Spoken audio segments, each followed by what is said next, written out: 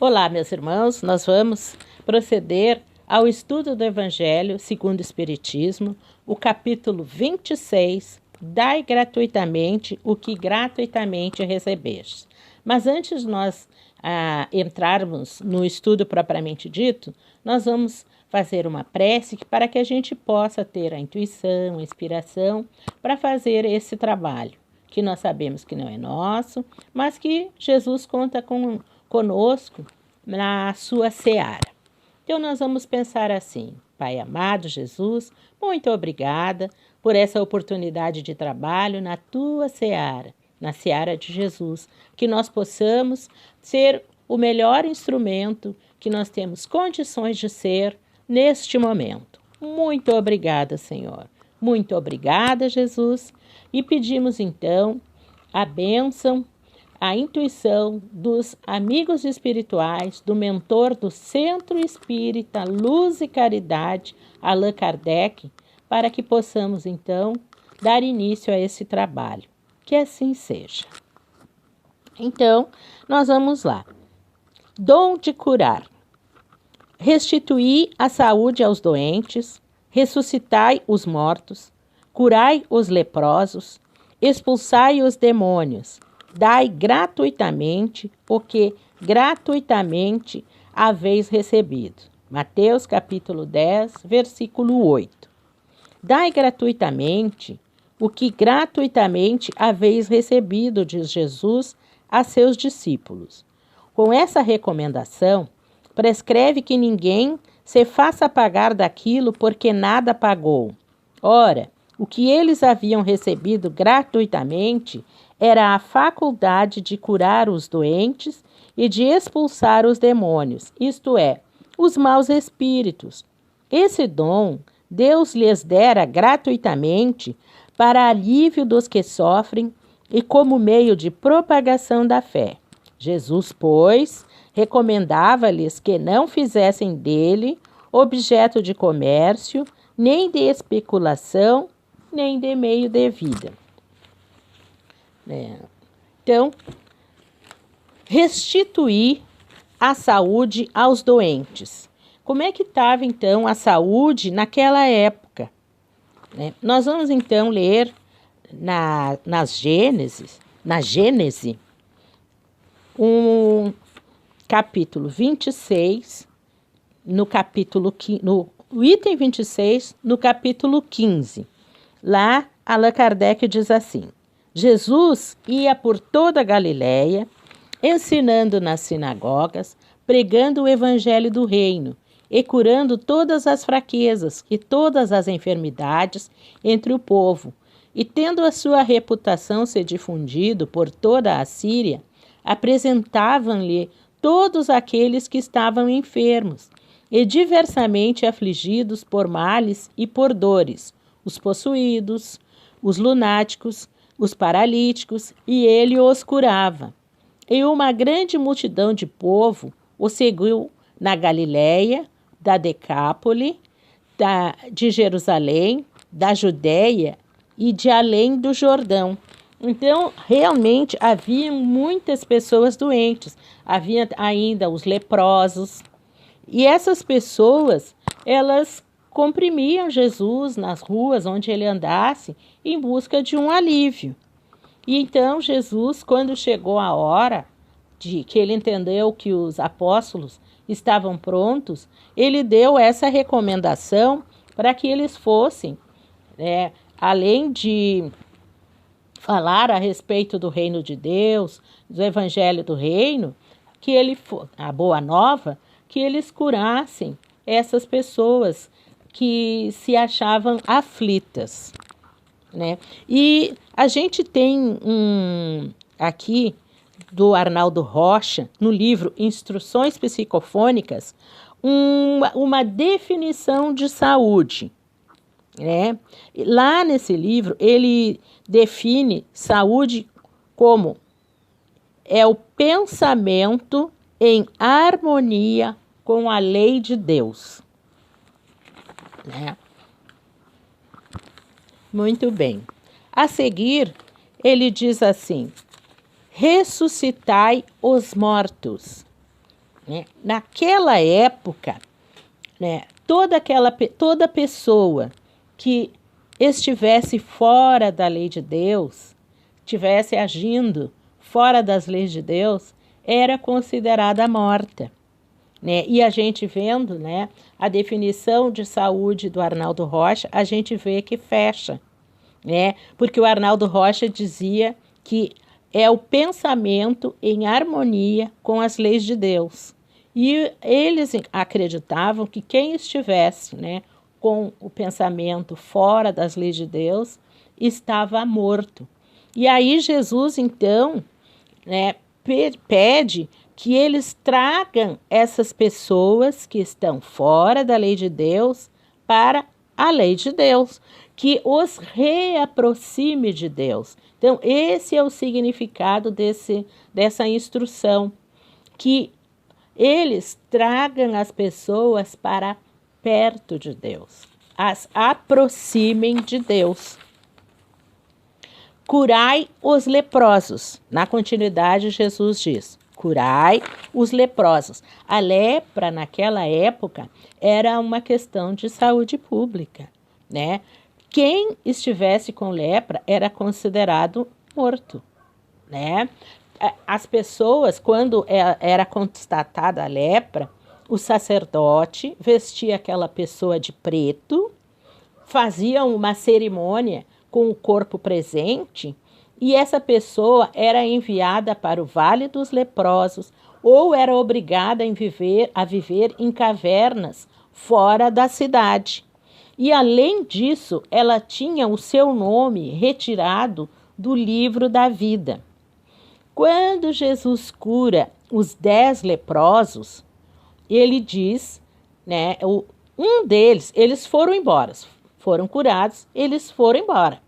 Mas um deles, que era samaritano, retornou e se ajoelhou, colocou o rosto no chão e agradeceu a Deus, agradeceu a Jesus. Jesus disse para ele então: vai, te apresenta ao sacerdote. Por que Jesus diz isso? Para que ele, o sacerdote, constatando que ele havia sido curado, recolocasse, reescrevesse o nome dele no livro da vida. E foi então o que o samaritano fez, foi lá para que ele tivesse a sua vida de volta. E ainda tinha mais uma situação humilhante pela qual o leproso tinha que passar. Ele estava lá no Vale dos Leprosos, ou nas cavernas. E quando ele tivesse que vir à cidade para resolver algum problema, ele tinha que vir com um sino. Ele tinha um sino que ele vinha tocando, que era para saber que ele estava se aproximando. E as pessoas, vem vindo uma pessoa imunda, né? Uma pessoa impura. O leproso era considerado uma pessoa impura. E as pessoas acreditavam, naquela época, que quem tinha lepra tinha um problema muito sério com Deus, né? Então, a pessoa, ela era retirada do convívio social, não podia mais conviver com seus parentes, com filhos, com os vizinhos, né? Somente em caso, então, de cura, ela poderia retornar ao convívio social. Jesus continua, então: expulsai os demônios. O que são, então, esses demônios? A gente tem que entender, né, o que é o demônio, e depois a gente vê o que é no que constitui, então, esse expulsar os demônios. Em todos os graus, né, isso está no céu e inferno. Kardec nos explica: em todos os graus existe, portanto, ignorância e saber, bondade e maldade. Nas classes inferiores, destacam-se espíritos ainda profundamente propensos ao mal e comprazendo-se com o mal. A estes pode-se denominar demônios, pois são capazes de todos os malefícios aos ditos atribuídos. O Espiritismo não lhes dá totalmente tal nome por se render ele à ideia de uma criação distinta do gênero humano, como seres de natureza essencialmente perversa, votados ao mal, eternamente e incapazes de qualquer progresso no bem. Segundo o Espiritismo, os demônios são espíritos imperfeitos, suscetíveis, passíveis de regeneração e que, colocados na base da escala, hão de nela graduar-se, subir, evoluir. Então, Kardec nos diz que não existe, né, um espírito criado, alguém criado por Deus, que é votado eternamente para o mal.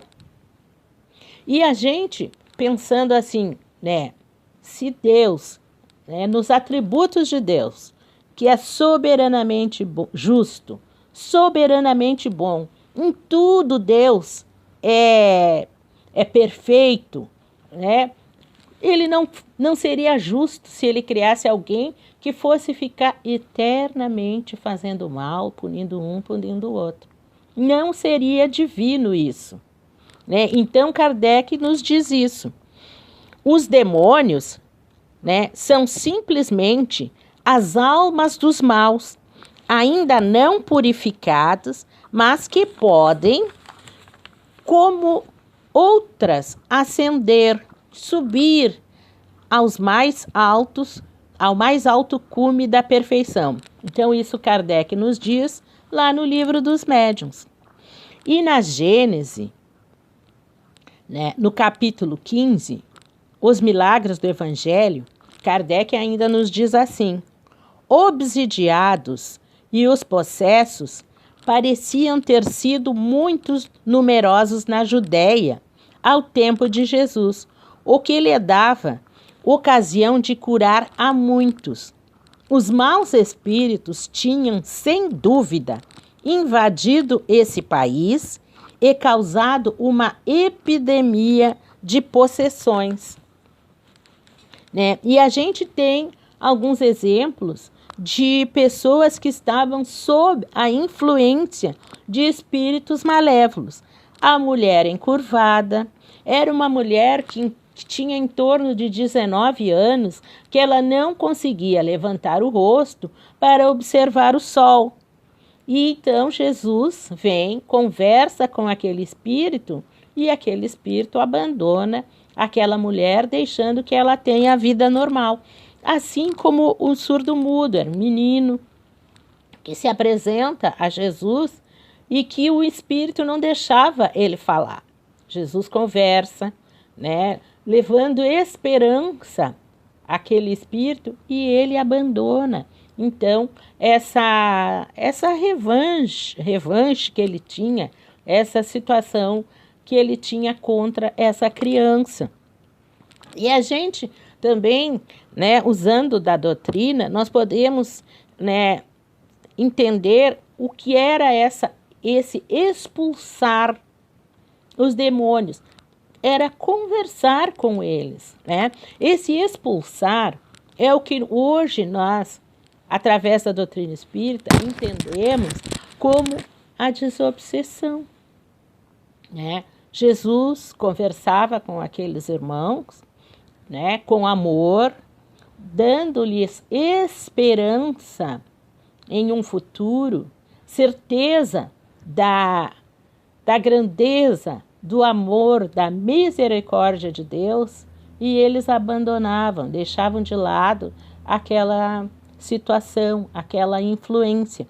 Então, hoje, né, nós, através da doutrina espírita, entendemos isso como a desobsessão que normalmente acontece nas casas espíritas. Naquela época, as pessoas sem o entendimento achavam que eram os demônios, né, que não. E Jesus vem então e libera aquelas pessoas daquela influência, mas com muito amor.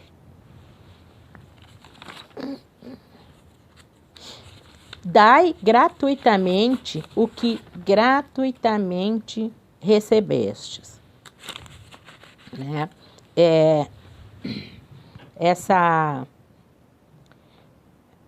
O que é que a gente entende por graça? Porque recebeste gratuitamente, recebeu de graça. Né? Chamamos graça aos meios dados ao homem para progredir, à luz que sob qualquer forma, e seja qual for o nome com que a designem, lhe é enviada e que ele tem a liberdade de aceitar ou de rejeitar, no uso da sua vontade pessoal. Os 4 evangelhos de Rustem. Lá está essa explicação de graça.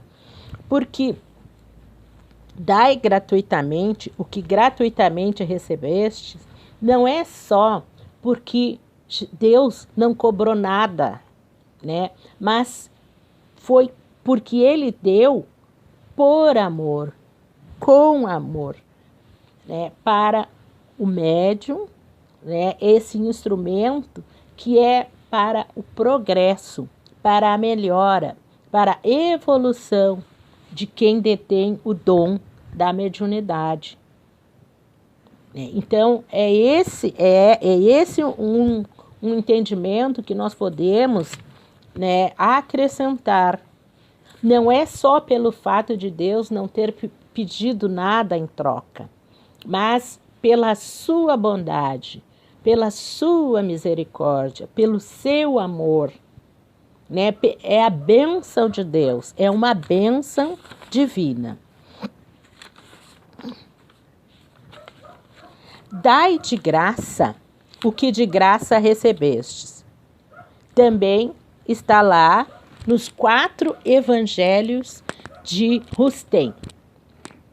Dizendo aos apóstolos, dai de graça o que de graça recebestes, Jesus lhes ensinava que as coisas de Deus jamais devem constituir objeto de tráfico, de especulação, de meio de existência material humana, que no desempenho das missões de que se achavam investidos, suas palavras e seus atos não deveriam ter por móvel senão o amor a Deus, o amor ao próximo, a humildade e o mais absoluto desinteresse.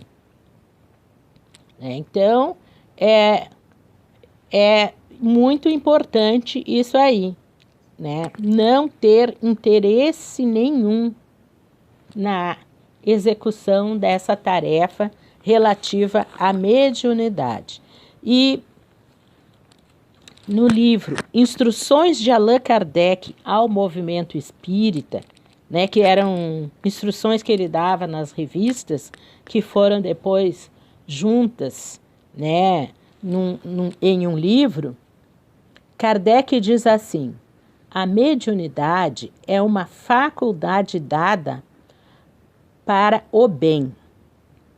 E os bons espíritos se afastam de quem quer que pretenda transformá-la em trampolim para alcançar seja o que for, que não corresponda aos desígnios da providência. Então, Deus, quando concede esse dom, ele tem um desígnio, ele tem uma razão. E quando as ações de alguém fogem aos desígnios de Deus, os bons espíritos, eles abandonam, deixam aquele médium, né, entregue a si mesmo. Né? E antes da gente terminar, vamos ver o que o espírito André Luiz diz no livro Mecanismos da Mediunidade. Ele é no item Mediunidade Curativa. No que se refere aos poderes curativos, temo-los em Jesus nas mais altas afirmações de grandeza. Cercam-no doentes de variada expressão. Paralíticos estendem-lhe membros mirrados, obtendo socorro. Cegos recuperam a visão. Ulcerados mostram-se limpos. Alienados mentais, notadamente obsidiados, diversos recobram equilíbrio. É importante considerar, porém, que o grande benfeitor a todos convidava para a valorização das próprias energias, reajustando as células enfermas da mulher hemorroíça, diz-lhe convincente: filha, tem bom ânimo, a tua fé te curou. Logo após, tocando os olhos dos 2 cegos que lhe recorrem à caridade, exclama: seja feito segundo a vossa fé. Não salienta a confiança por simples ingrediente de natureza mística, mas sim por recurso de ajustamento dos princípios mentais na direção da cura. E encarecendo o imperativo do pensamento reto para a harmonia do binômio mente-corpo, por várias vezes o vemos impelir os sofredores aliviados à vida nobre, como no caso do paralítico de Betesda, que, devidamente refeito, ao reencontrá-lo no templo, dele ouviu a advertência inesquecível: eis que já estás são, não peques mais, para que te não suceda coisa pior. Para a gente ver como a saúde realmente tem a ver com a harmonia do pensamento às leis de Deus, né? E é responsabilidade a cura, a manutenção da saúde do próprio doente. Então, nesse ensinamento aqui, a gente percebe isso.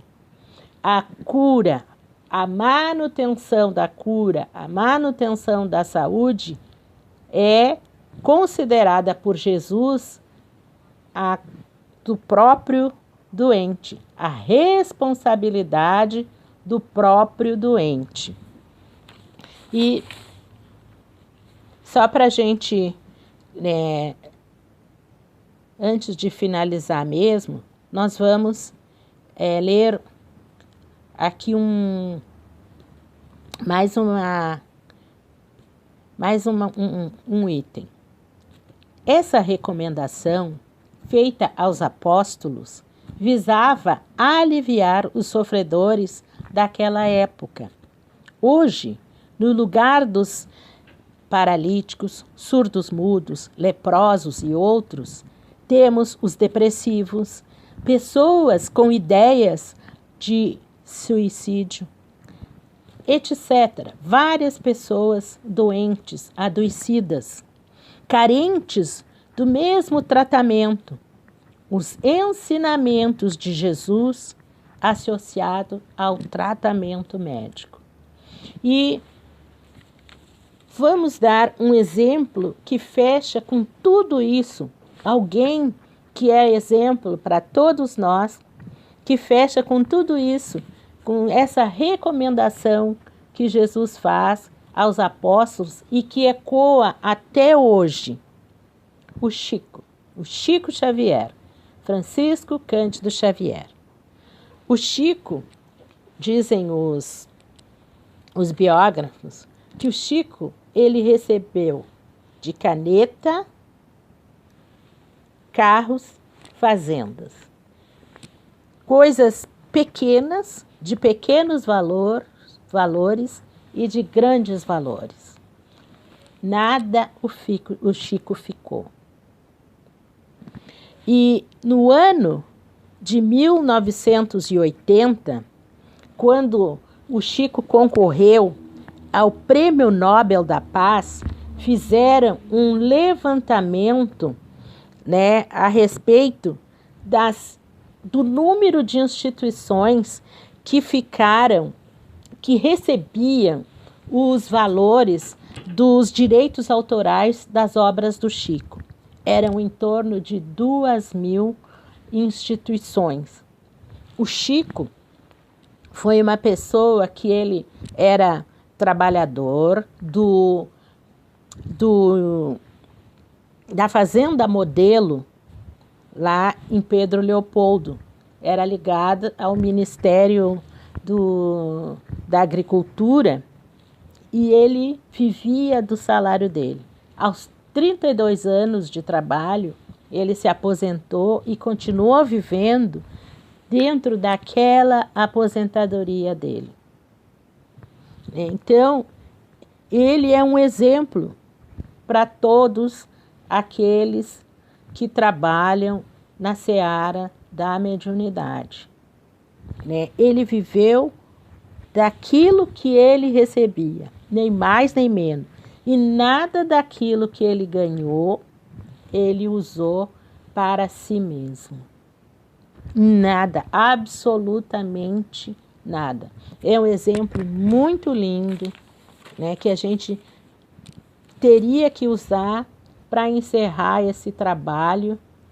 Dai de graça o que recebeste de graça. Dai gratuitamente o que recebeste gratuitamente. Nós vamos então encerrar o nosso trabalho agradecendo a Deus. Senhor, muito obrigada por essa oportunidade de trabalho. Nós agradecemos a oportunidade, a confiança, a intuição. Agradecemos também ao mentor do Centro Espírita Luz e Caridade, Allan Kardec, essa oportunidade de contar conosco e agradecemos tudo aquilo que nós pudermos internalizar e mostrar nos nossos atos desse aprendizado. Muito obrigada, Senhor. Muito obrigada ao mentor do Centro Espírita Luz e Caridade, Allan Kardec. Muito obrigada, Jesus, nosso amigo, nosso irmão, nosso guia, nosso modelo. Que assim seja.